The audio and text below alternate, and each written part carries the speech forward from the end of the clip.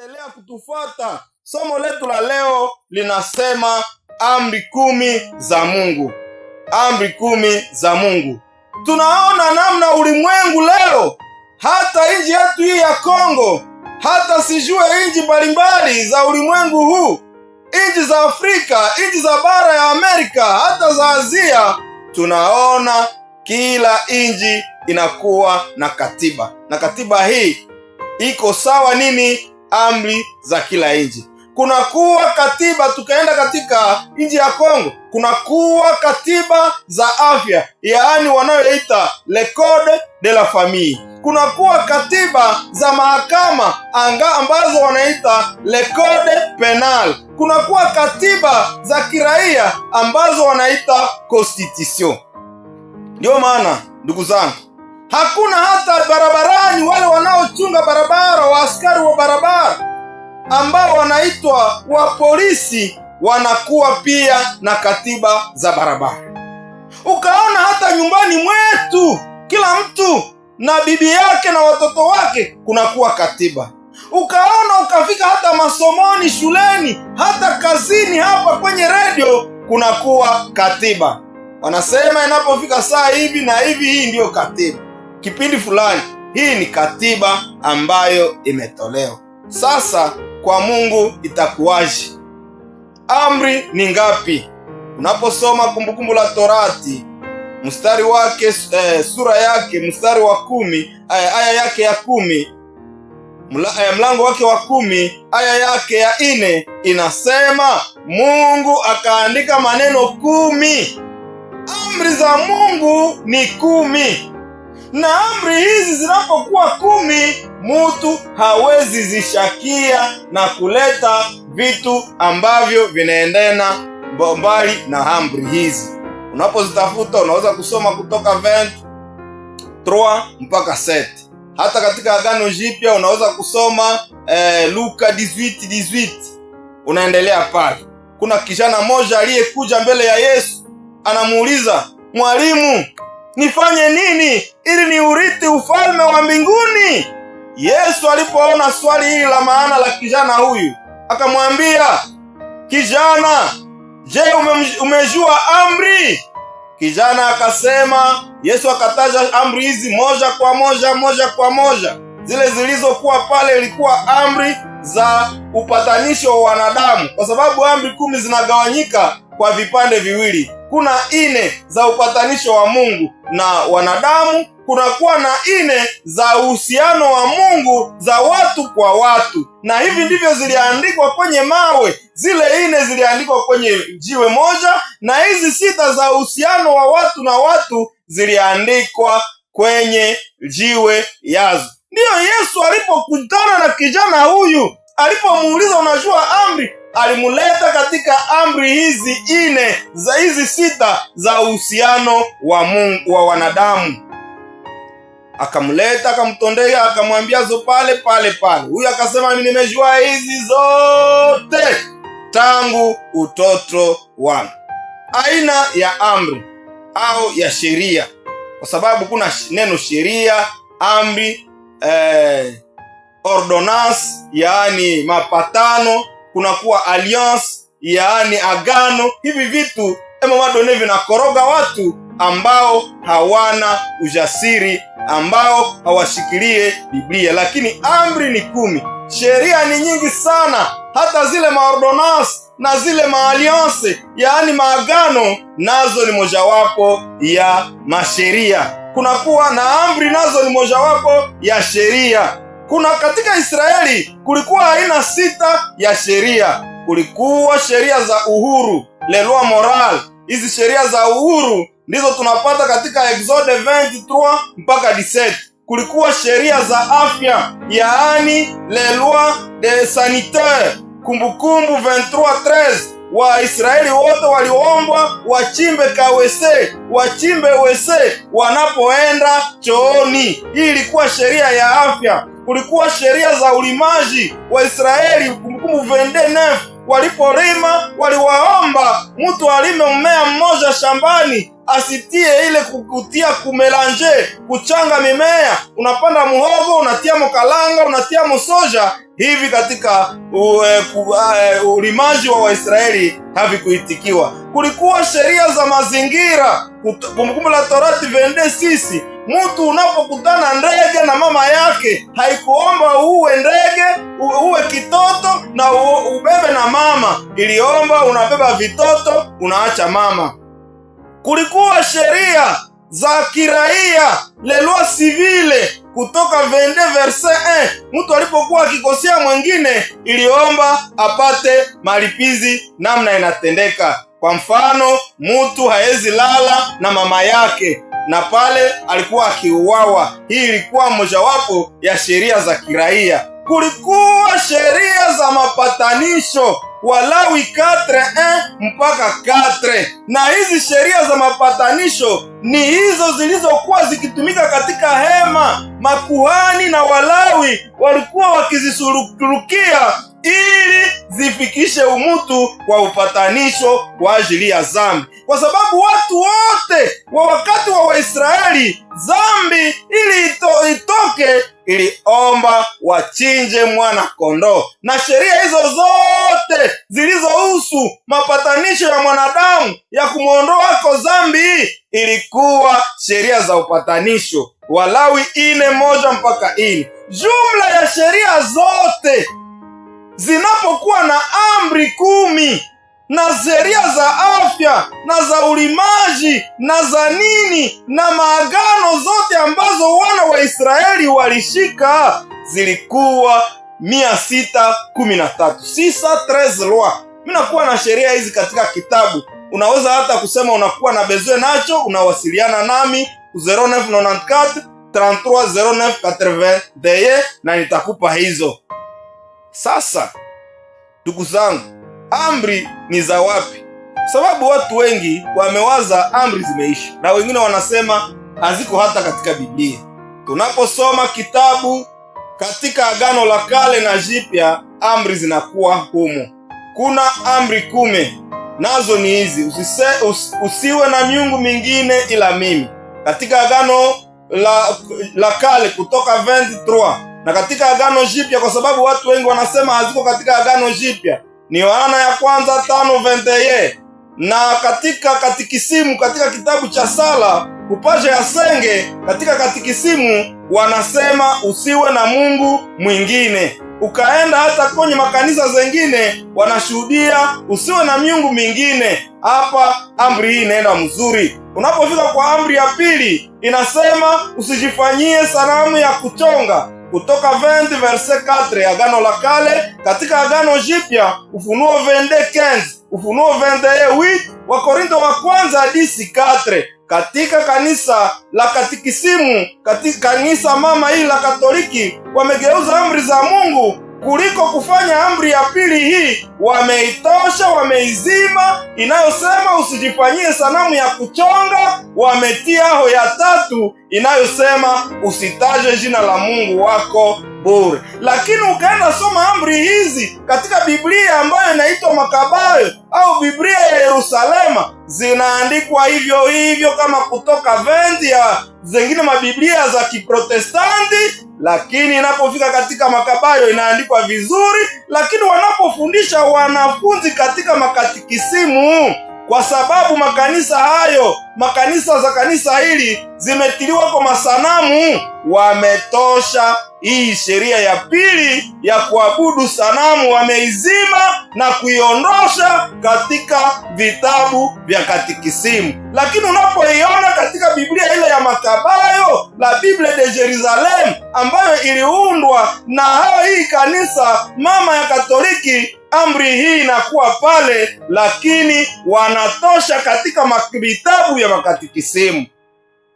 Wengine wa Kristo wote nao wanaishuhudia vile. Ya tatu inasema usitaje jina la Mungu wako bure, yenyewe walishatia ya pili katika kanisa la katika katikisimu, Kutoka 27. Katika Agano Jipya, Mathayo 5:33-34. Lakini katika katikisimu ufanye takatifu siku ya Mungu, na wengine vile wanaishuhudia. Unafika kwa amri ya 4, ukumbuke siku ya Sabato uitakase. Kutoka 28 mpaka 11. Katika Agano Jipya, Waebrania 4:4 mpaka 5, Waebrania 4:8 mpaka 11. Lakini katika katikisimu, kwa sababu wametosha ile ya pili, wameizima, kwa sababu makanisa hizi ambazo zinasoma katikisimu kumagurde kunakuwa masanamu, ndio waliona kuwafundisha watu wa katikisimu wa sanamu, na wametia masanamu, watu wameziabudu, wakaona ni kitu ambacho hakina maana, wakaivuta mu vitabu vya katikisimu. Lakini unaposoma Makabayo inaandikwa mule vizuri. Hapa wanatia heshimu baba yako na mama yako ili siku zako zipate kuwa nyingi. Wengine wa kanisa zengine wanasema siku ya Sabato ya kupumzika imeisha, wanatosha hii amri ya 4 yote, na hii ndiyo shida, wanaacha pale vide. Unapowaambia amri ni ngapi, mtu anashindwa kusema kama ni 10 au kama ni 9, kwa sababu anapenda afundishe amri tena, na ametosha mojawapo ya amri katika amri za Mungu. Usiue, kutoka 20:13, Luka 18:20. Katika katikisimu usizini. Donge hao wa katikisimu wamegeuza amri za Mungu mpaka ile ya 10 wanaigawanya defwa.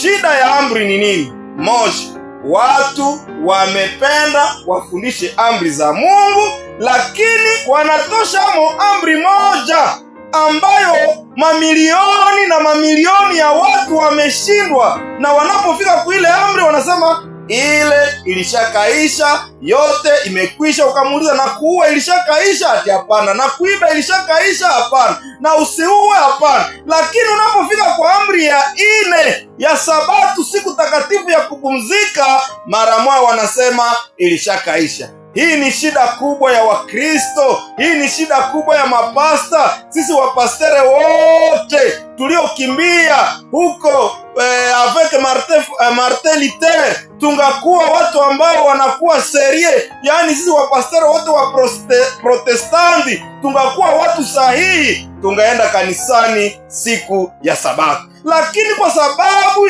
ya ubandi, kanisa hili linaendelea likitufundisha mafundisho zake ambazo ziliundwa, na hii ndiyo inaleta shida katika amri za Mungu. Watu wamekwepa amri ya Mungu kuliko kukwepa ukweli. Sasa hapa kuna amri 2. Watu wanasema hapana, amri zimeisha, kumekuja amri 2. Unaposoma Warumi 13:8 mpaka 10, inasema amri 10 hizi zimefungwa katika amri 2.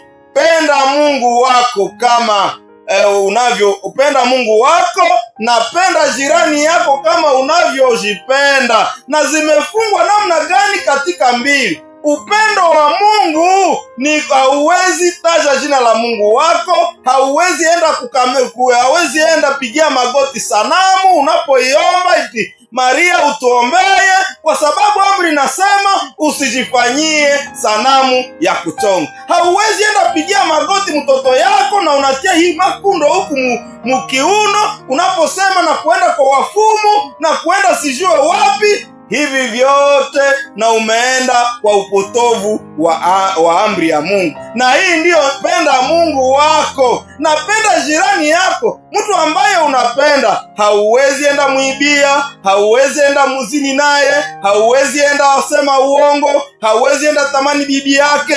Hivi vyote ni mlolongo wa sheria za penda jirani yako. Ndiyo maana amri 10 ni upendo. Unaposoma kitabu cha Yohana 14 na kufika 15, mukinipenda mutazishika amri zangu.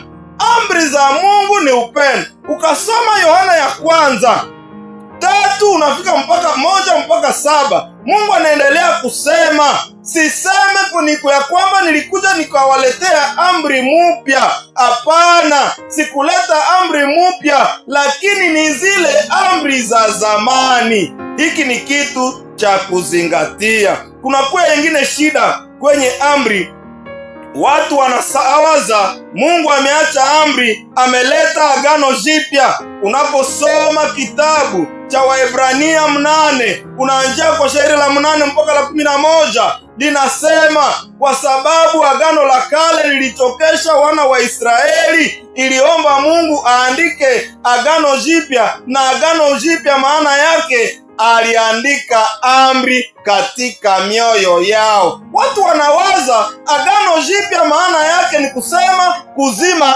amri. Hapana, kunakuwa agano tatu jipya. Agano jipya ya kwanza ni wakati Yesu aligeuza system au mfano huu wa kutosha dhambi katika kondoo, akakuwa yeye ndiye kondoo. Hii ni agano jipya. Agano jipya ingine ni kitabu cha Biblia, inakuwa na agano mbili, agano la kale na agano jipya. Agano la tatu ni wakati amri kuliko kwenda zisomea kwenye ubao, wana wa Israeli mtu alipokuwa akikosa wanaenda msomea uliiba, na wanamtia pale mbele, wanamtundika. Hii ndiyo ilikuwa ikiitwa laana ya amri. Mojawapo ya vitu vyenye Yesu alikuja maliza ni laana la amri, kwa sababu sisi sote, ulimwengu wote ulikuwa umelaaniwa kupitia dhambi, na kila mtu alipokosa. Huko Israeli kulikuwa ile wanayoita kode. Unaposoma Wakolosai, niko katika Wakolosai 2:13 na teremka mpaka 15, kulikuwa ile wanayoita kode penal. Mtu alipokosa, alipoasi Sabato, alipoiba, alipofanya uzinifu, kama mwanamke aliyefanya uzinifu, Waisraeli walipenda wampige mawe mbele ya Yesu, lakini kwa sababu Yesu alikuja atufilie, abebe hii hukumu ya pale pale, ndipo sasa akasema mumuache aende zake. Ndugu yangu, amri ni ya milele, amri ni ya kushika. Hakuna mtu mmoja ambaye anaweza sema amri zimeisha. Ukasema zimeisha, sema na zako zimeisha. Kuiba imeisha, watu waanje kuibia wewe kama ni pasta. Watu waanje ndalala na watoto wako kama wewe ni pasta, kama hautawapeleka katika watu wanaposhinda mojawapo ya amri, ndio wanaleta maistware kwa amri ya kwamba amri imeisha. Lakini ninawatangazia kwa saa hii, nyinyi wapendwa mnayonifata, kitu kitakachohukumu dunia ni amri za Mungu. Yakobo 2:12, kwa sababu amri hii za uhuru zitahukumu dunia. Mungu ataona uliharibisha Sabato, Mungu ataona uliiba, Mungu ataona ulitaja jina lake bure, Mungu ataona ulipigia magoti sanamu. Hivi vyote unapata malipizi kwa sababu ya jambo hili. Lakini ndugu yangu, kuna Yesu Kristo aliyetufilia msalabani, akabeba laana zetu zote, akatundikwa kwa sababu yangu, kwa sababu yako. Watu wanawaza neema inatufundisha tufanye mabaya. Neema ya Mungu haitufundishe kutufanye mabaya. Unaposoma kitabu cha Tito 2:11 kinasema ya kwamba neema haikukuja kutufundisha tufanye mabaya, lakini ilikuja kutufundisha tuache mabaya, tushike amri za Mungu. Mtu ambaye anampenda Mungu, mtu ambaye ameikala katika Yesu, amri zinaandikiwa katika moyo wake. Ndiyo maana ya agano jipya. Wakati waliingiza amri katika mioyo ya wana wa Israeli, wasikuwe tena nazisomea kuubao. Katika Waebrania 8 mpaka 11, hapa amri ilipika katika hatua ya pili, ikakuwa katika agano jipya. Msikilizaji wangu, ni wakati wa kumrudilia Yesu. Ni sheria ya wapi umekataa? Kwa sababu tunaposoma Yakobo 2 mstari wake ni wa 10, unasema ukiondoa amri moja kuizi amri 10 unakuwa na 0. Hii ndiyo matematike ya Mungu. 10 mweze egale 9, lakini egale 0. Lakini matematike ya dunia 10 mweze egale 9. Lakini kwa Mungu unaweza kuwa umeshika Sabato, unakuwa mtu ambaye unaiba, ambaye unafanya dhambi yengine, ujue ya kwamba egali 0. Unaweza kuwa umejua zengine, umekataa kote Sabato ya Mungu, unaposema imeishia msalabani, lakini zengine unajua haziaisha, egale 0. Mungu wa mbinguni atufundishe kujua amri zake. Mkinipenda